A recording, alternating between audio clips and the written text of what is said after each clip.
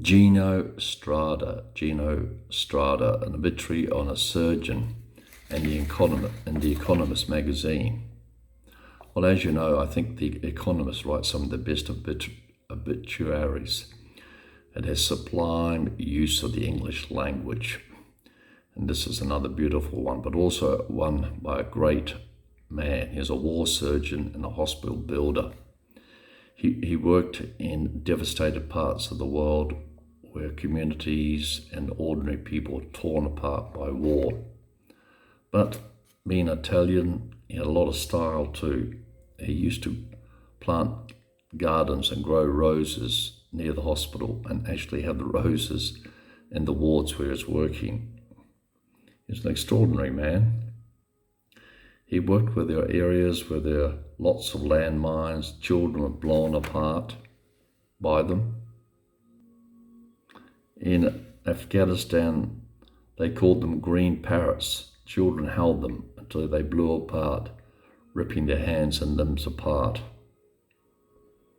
He said that as the ordinary people who bore the brunt of war, he initially worked with the International Red Cross, but then he set up his own charity, Emergency.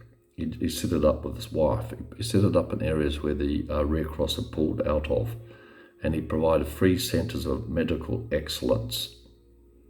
He also worked in the Sudan, where he built a heart surgery centre. He worked in hospitals in Iraq, setting up centres for amputees.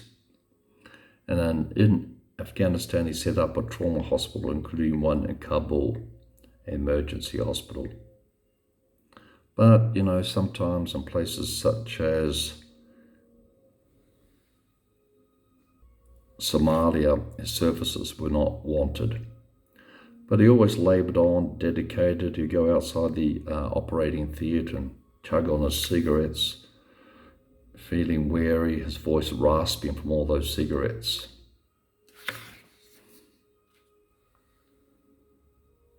Millions of landmines existed, but in the midst of all his misery, which he did his best to deal with, he tried to establish beauty and respect for patients.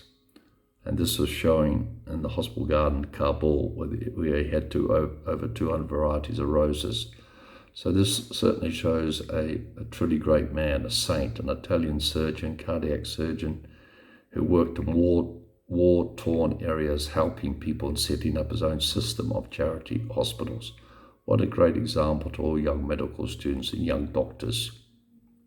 In this photograph, he's got a look of desperation, hasn't he? Probably facing all the odds of providing these services, but he did it.